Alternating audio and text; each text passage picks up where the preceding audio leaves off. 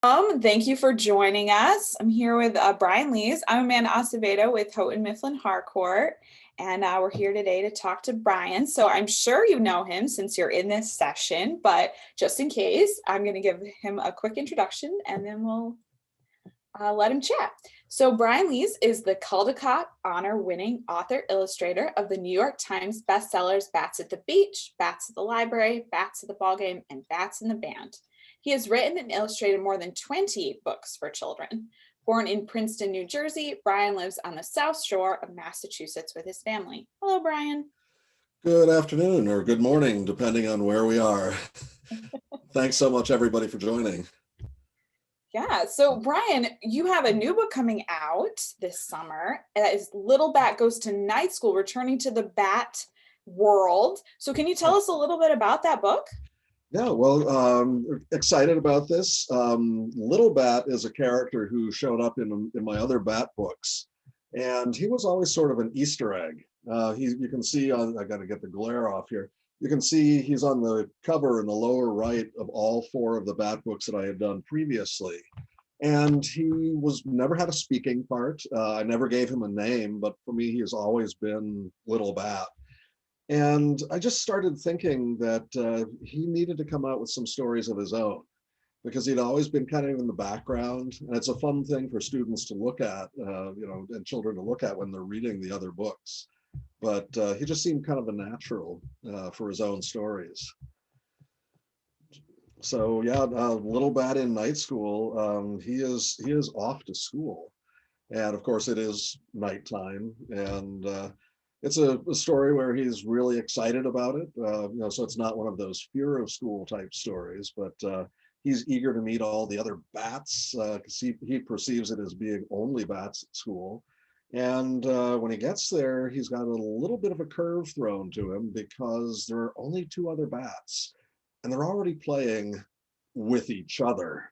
So he feels excluded, which a lot of kids do when they're in school.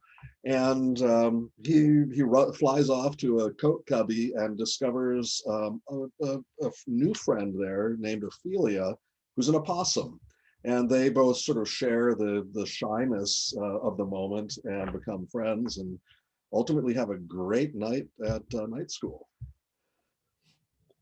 Yeah, so in this one, you've got more animals than just bats, but since a lot of your books have been bats, I'm curious, why did you choose to use that animal in particular? No, not like the most loved animal, although yours are extremely cute. Mhm.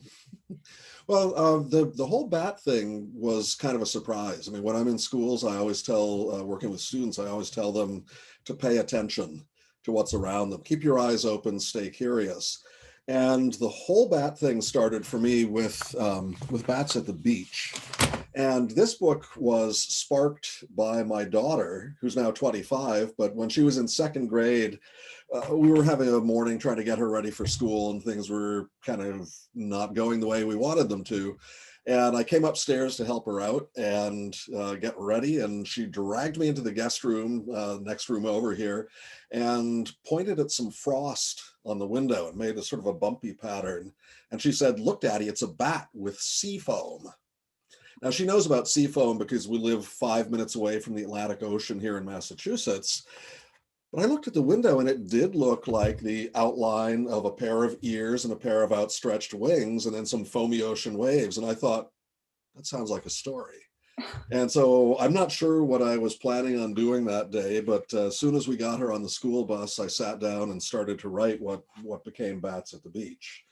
The title page of the book is actually a representation of the frost in the window. So you've got these 1, 2, 3, 4 bumps and then foamy ocean waves over there. And so it's kind of a way of thanking her for her part of it. And I've just found the bat world to be a lot of fun to inhabit.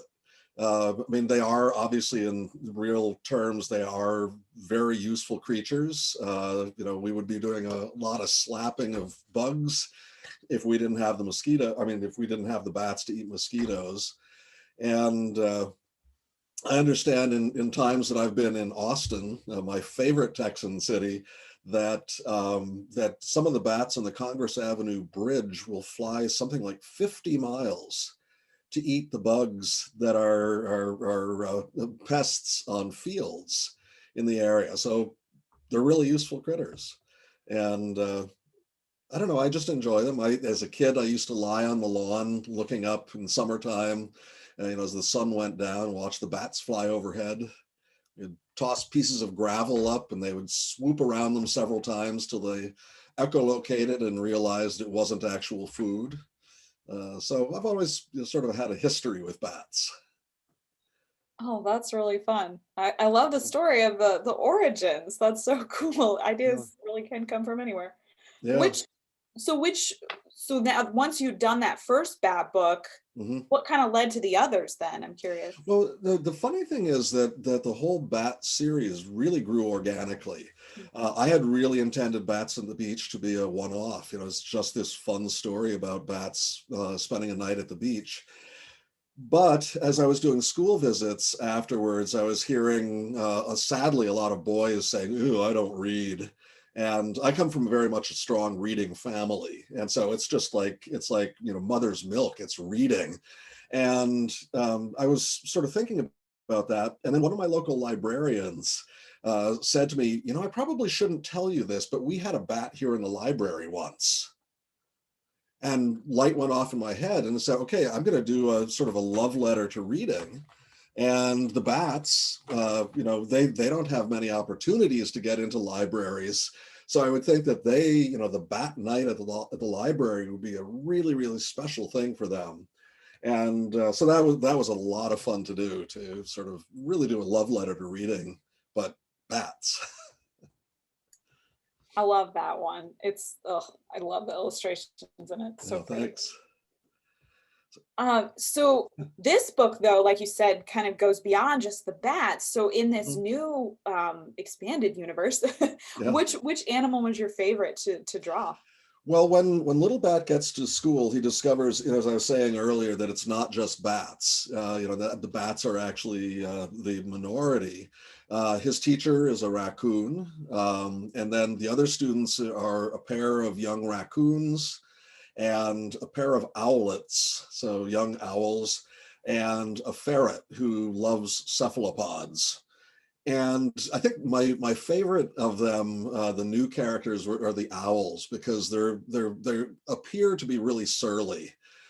In the pictures, they always seem to be glaring at someone or something.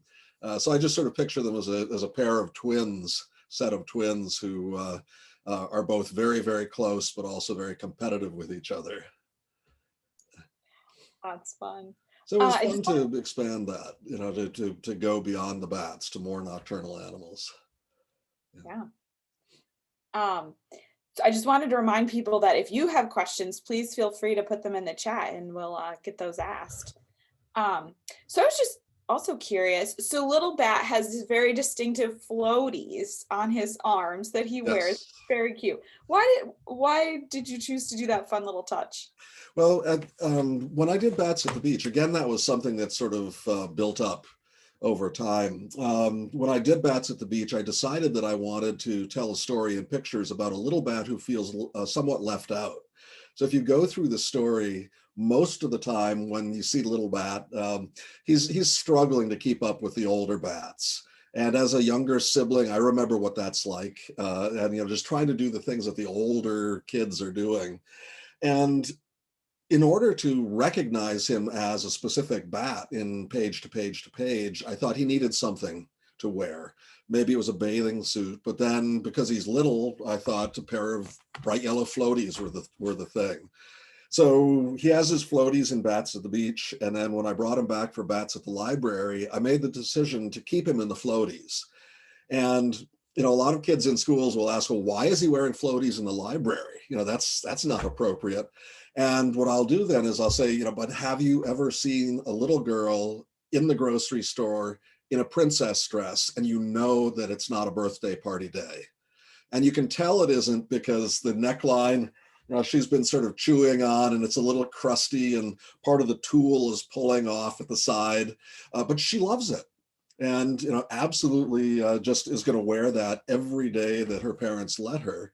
So I figured that little bat just treasures his floaties, and he is going to wear them anytime he's allowed to, whether that's at the beach or at a library or a baseball game or at a band concert. Yeah, why not? Wear those floaties. My mother once saw a little boy in the middle of August New Jersey heat wearing a fireman's outfit. So he had a heavy hat, a fireman's hat on, big old jacket, enormous boots. And she said that he was just profusely sweating and bright faced, but he loved his outfit and it was clear that he was happy. Yeah, just gotta let kids be kids sometimes. Mm-hmm. You choose your battles as a parent. So a more general question. So these are very detailed, beautiful books. How long does it Thanks. take you to like illustrate a full book like this? Well, the paintings for my first bat books took me about probably about 4 months just to paint, and that's working 7 days a week to get done. And because they are very, very detailed and with elaborate backgrounds, that takes much, much longer than a situation or a book where you have characters on white space, which is very popular right now in books. So I've done final artwork for a book as in as few as 2 months and as many as 6 months. And that is just for the final artwork. That's not including any of the sketching or any of the writing or anything like that. Um, but the important thing, as we say to kids in schools, it's about doing your best work, and whatever it takes to really do your best possible work is what you do. So it seems like in a couple of the books, like the image is the first kind of thing that came to you. Is that like normal for a lot of your books where you get just this like picture in your head or the story comes to you? Well, because I'm the author and illustrator, stories really come to me as story first, and then it's almost like pulling little fragments out of the air. I will picture something and I'll sketch it. And as I sketch it, words come into my head. And a lot of times my early sketches will have marginal notes. And that may be what the character is saying or what the character is doing. Likewise, if I'm in a sort of towards the writing side of things, I'll have images pop into my head. And so I'll get those down. So for me, the whole process is really about pulling lots and lots of disparate bits together. So you've got lots of material that isn't necessarily properly connected or hooked up yet, and then sort of cobbling that whole thing together so it more or less sounds like a story. And it's sort of it's a messy process. It's definitely not linear, and it would be very, very nice to just sort of sit down and draw the first page and carry on through to the end, and sit out and write the story from start to finish. But that's just not the way it works for me. So this is a great school story. I love the teacher.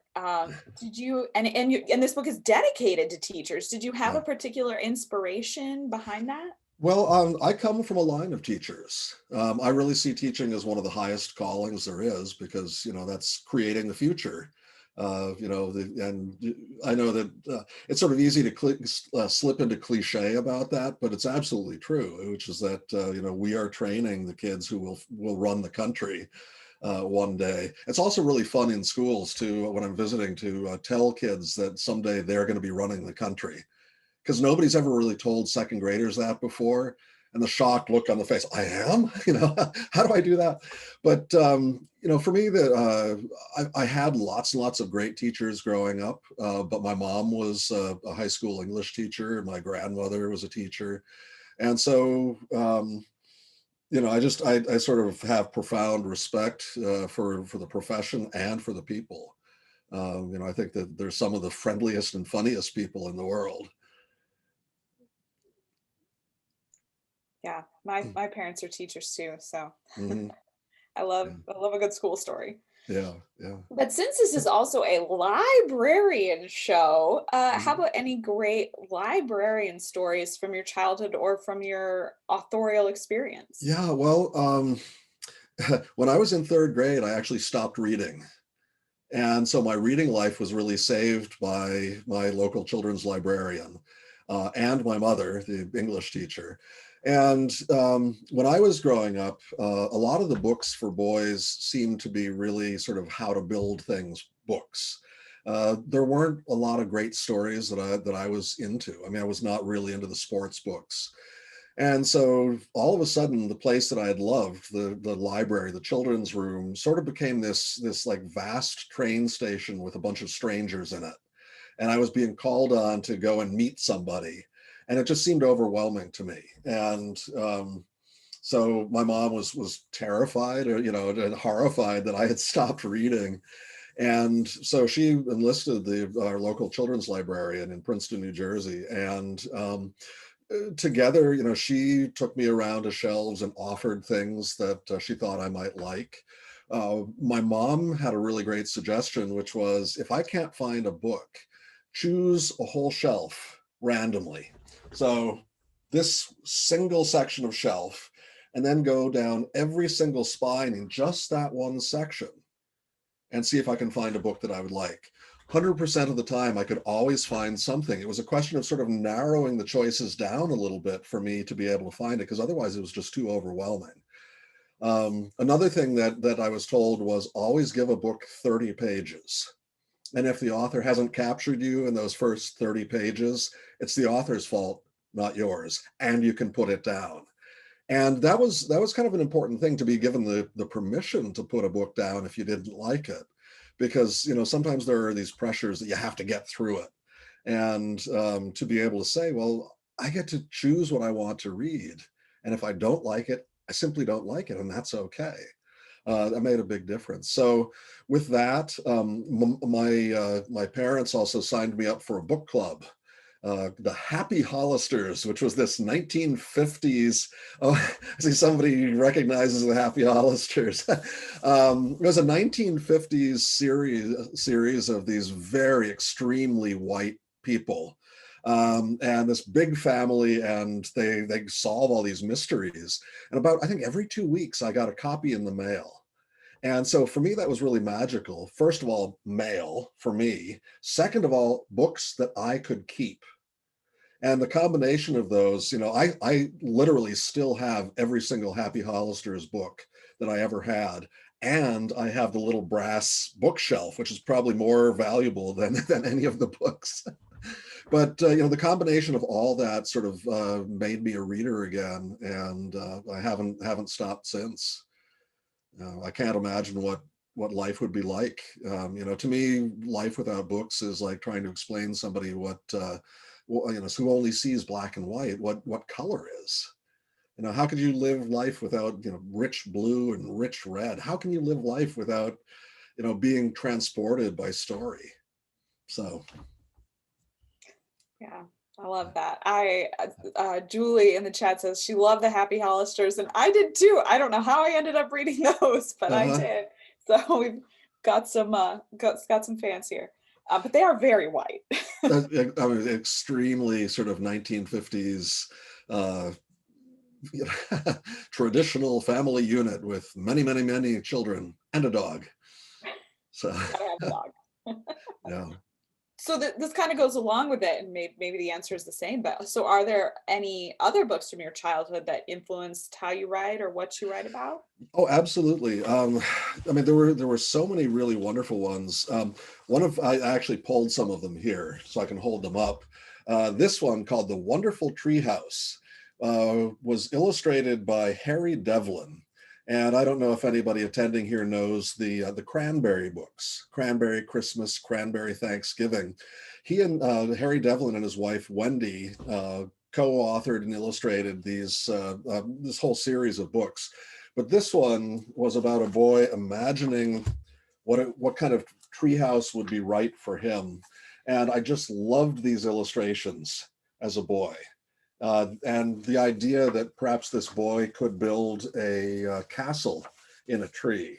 Um, Completely mind-blowing. If I can find it here. Yeah. He's pulling a whole big section of a castle up into the tree with a rope. Something about that one illustration to me was amazing. Some of the other ones, Tommy Ungerer's Crichter, about a woman who gets a surprise present of a snake and all of the things they do together. Hugely formative for me, this one. Sparrow Socks by George Selden from Cricket in Times Square, and illustrated by Peter Blipman. And it's this Scot named, I forget what his name, Angus something or other, who sees that all the sparrows don't have socks. And he feels sorry for them. So he starts a big machine making socks for the sparrows. And it was just a wonderful book. And then Fun Projects for Dad and the Kids.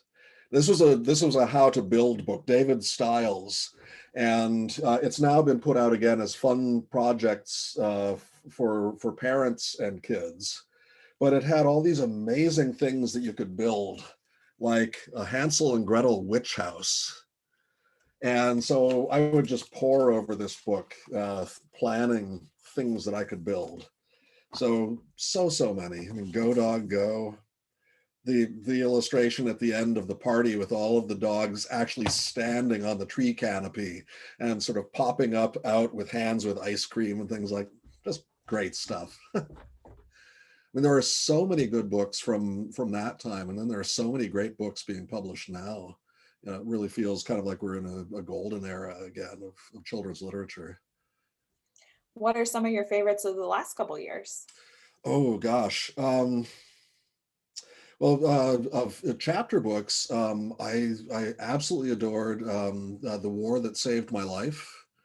And that's Kimberly Brubaker Bradley. I loved A Bridge Home, and I'm going to mess up her last name, which is terrible because she's a friend, but Padma Venkatraman.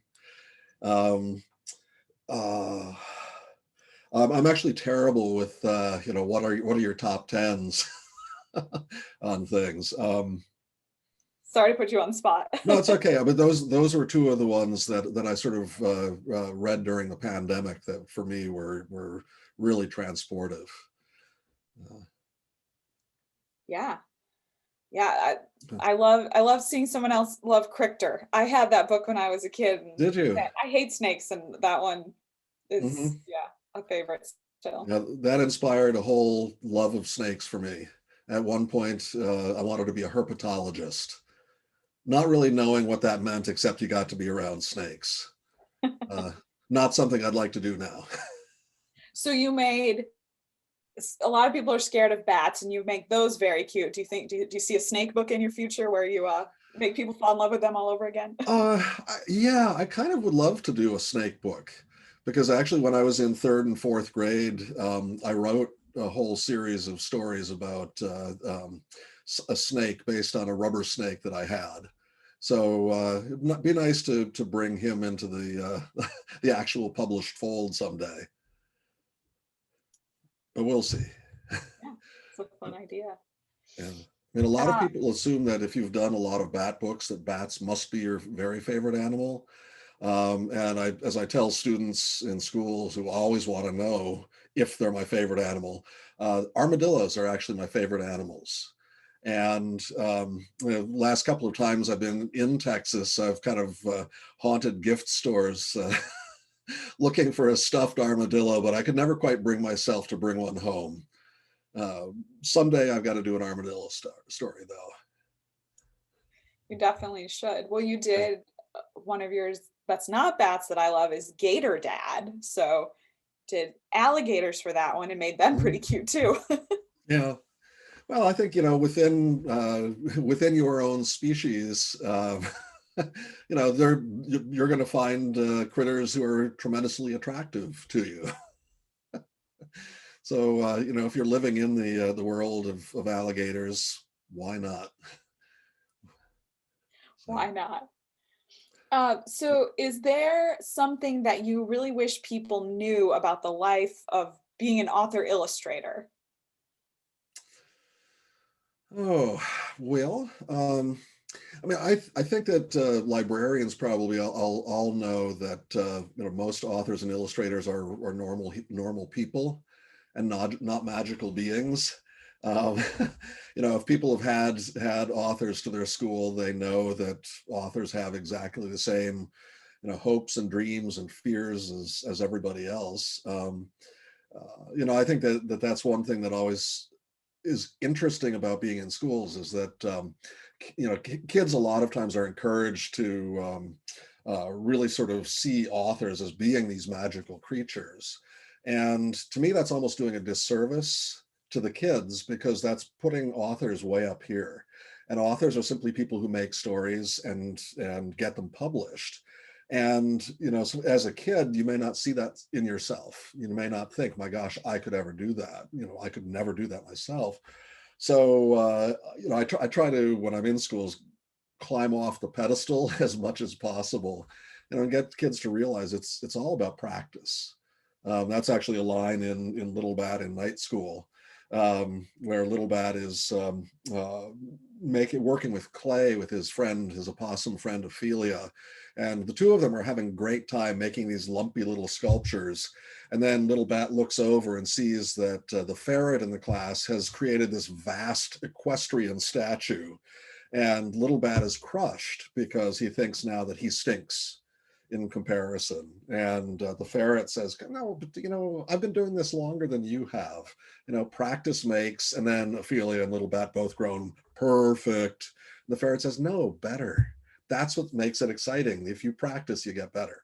So that's sort of my mantra when I'm in schools with kids, is practice makes better. I like that a lot. Yeah. That's lovely. Well, I think we've got time for one more question. So there is going to be at least one more Little Bat book. Can you give us a sneak peek at that one? Yeah, that one is in process and production right now. It's going to be coming out next year, and Little Bat is coming back a second time. And like a lot of kids, he's going to try to stay up, not all night, but all day. And a little bit of a spoiler alert, he doesn't quite make it, but he's determined to try to stay up until nightfall, and befriends a red squirrel, and who sort of leads him around to day kind of activities. And so it was a fun kind of flip on the whole idea of trying to stay awake, and his friend the squirrel has to keep prodding him and poking him with things to get him to wake back up again. So I'm looking forward to seeing that one coming out next year. Yeah, it's like it's a reverse bedtime book. Well, it is a bedtime book for him, but exactly. Little Bat up all day. Very fun. Well, I think that this has been wonderful, Brian. I really appreciate your time, and thanks everyone for joining us. If there was anyone who had a quick question in the chat, I think we could make it, but see, people are just excited in the chat. Marley says, I love Bats. The first book of yours I read was Bats at the Beach. It's fabulous. Oh, thank you for that. Mary's excited to see the new book. And Deborah says, thank you for sharing your story. And I say, well, thank you everybody for joining in today. And if you have any questions, I do have a website, so feel free to reach out. Be always delighted to answer any questions that people have after something like this. Yeah, and the new book comes out on June 29th, so make sure that you pick up a copy. Well, thank you, Brian, and thank you, everyone. Thank you so much. Be well, everybody. Have a wonderful day. Take care. Bye-bye.